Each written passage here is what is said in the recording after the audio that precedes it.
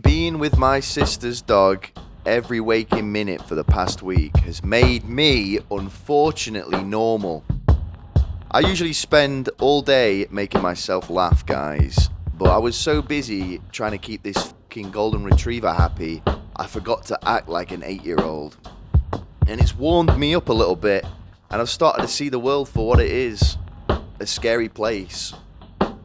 I've spent the first part of my 20s pretty much regressing back to the childhood me. Now I've progressed, I'm frightened. Am I doing retarded impressions to hide how lonely I am? It's escapism, guys. That's what they call it. That's what the psychiatrists say. Alright, and it's popular with millennials. Hey, hell, it's popular with everybody at every time through world history, I imagine. But it really only should be practiced by twinks 30 hours into a freak party. Daddy! How many of you have ever felt personally institutionalized by reality? I have been institutionalized by reality, alright? We need escapism, don't we, guys? All week, I work, and I chip away at my self-respect and punish myself for every poor social performance. And then when Friday comes around, like Andy Dufresne, I execute my big plan. What's my big plan? Well, I put my phone on silent and I don't cook or clean until Monday morning, when I am reborn. Back to reality. When I throw up on the bathroom wall. I can't keep this up. I've got to stop eating ingredients on the weekends. Guys. I don't think my stomach has the facilities to break them down on their own. They need to be established into some sort of meal before I put them in my body. I don't know if it's the atmosphere that gives certain meals their look, but believe me, it doesn't come out looking like bolognese on a Monday morning. And I spent the whole night before eating raw onions and carrots. I wish my stomach lining could read. Maybe I could swallow a recipe and not have to worry about granulated sugar coming back up to get its revenge. I'd hate to just blame myself, guys. No one wants to just have a pity party. Some of the blame does fall on the heroin, but I say the biggest contributor is definitely the ingredients, by far. They just aren't what they used to be, are they? And the farmers, I think they do know that. Do you guys know that 4 in 10 British farmers are over 65, while the average age is 59? Some old boys, right? I'm not the only young person that isn't impressed by ingredients. We're just not excited by the current lineup. We need some new shit. We need to do to fruit what we did to the French bulldog. I need tangerines with breathing problems. Let me just get up a little photo here. Look how poor our ingredients are compared to America, guys. They have so many more ingredients in their stuff. U.S. food companies get away with serving American citizens harmful ingredients that are banned in other countries. We've got that same boring rubbish. Look at this. Tomato ketchup. The small-brained pleb will think, oh, all you need is tomatoes and water. All right, idiot. Why don't you go back to the Stone Age? In the U.S., there's 11 ingredients. In the U.K., there's 3, and salt is optional. This is why I became a food activist. The UK version of tomato ketchup. Tomatoes, spirit vinegar, sugar, salt, spice, and herb extracts, and spice again. So we're doubling up on spice.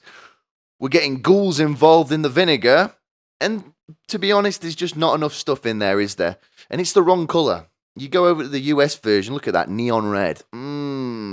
During my investigations, I found an alarming discovery. We use over 10,000 food additives here in the United States, and in Europe, there's only 400 approved. Tomato concentrate. So they've got their tomatoes keyed up on Adderall that are going to this. They're not fucking daydreaming, all right? They're getting straight to business. Look at this. You want to spend 20 minutes in the shop reading through the ingredients. Look at this. Oats. And this is the craziest one because oats are just oats, aren't they?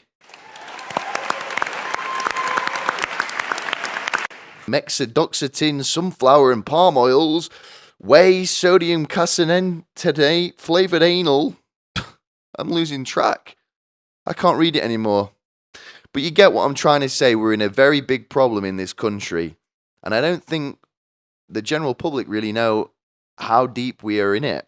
And I don't think we really realize that what is the problem. And it is the farmers, unfortunately.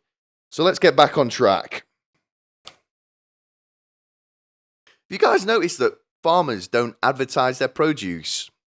Have you noticed that? Everything has already been said that needed to be regarding fruit and vegetables. You rock up to the cinema 20 minutes before the Scunion 3 screening. You won't see an advert for a plum. Farmers know better. How could they compete?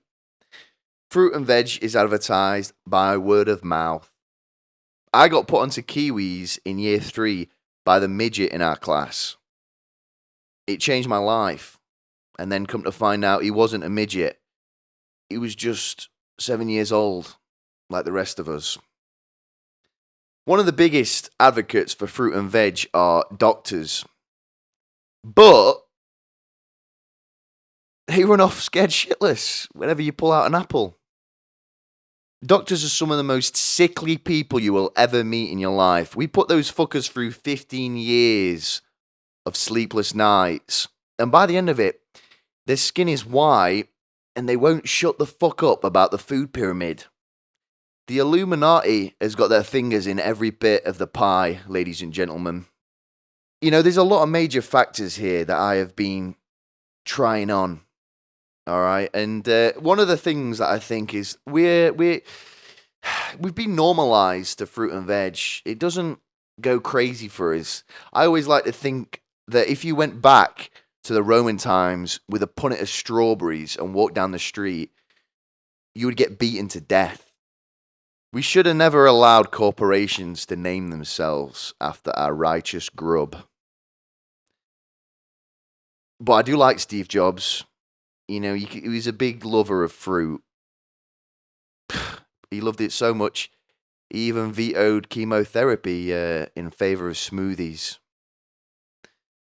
Irish people don't get enough stick. I'm sorry, people love them.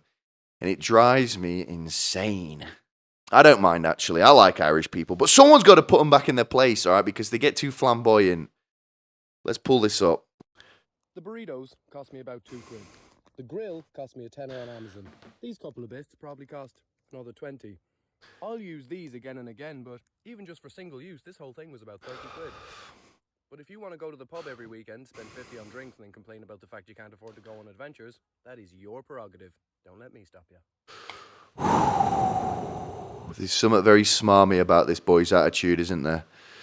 You got to remember, guys, Irish people have only just got Mexican food, so he's quite delighted about the fact you can eat burritos. And, you know, that is what everyone thinks on a Monday morning when they're hungover and they're thrown up on the bathroom wall. Gosh, I wish I spent 30 quid on a grill and ate burritos. People often say to me that the way that I'm living is stupid, and am I not worried that one day I'll wake up and realise I don't have any savings or any security? And yeah, a little bit. But are you not worried that one day you'll wake up and realise you never had any fun? People often say to me, I don't have a job, but I spend 12 hours a day with my feet in the river. Are you not afraid that you're going to regret not doing that? I'm in the woods. You're not. You're in an office. You're probably working 12-hour days, but I'm in the woods having a lot of fun. Irish guys being moody in the woods, all right? This is a phenomenon on Instagram Reels. And you realise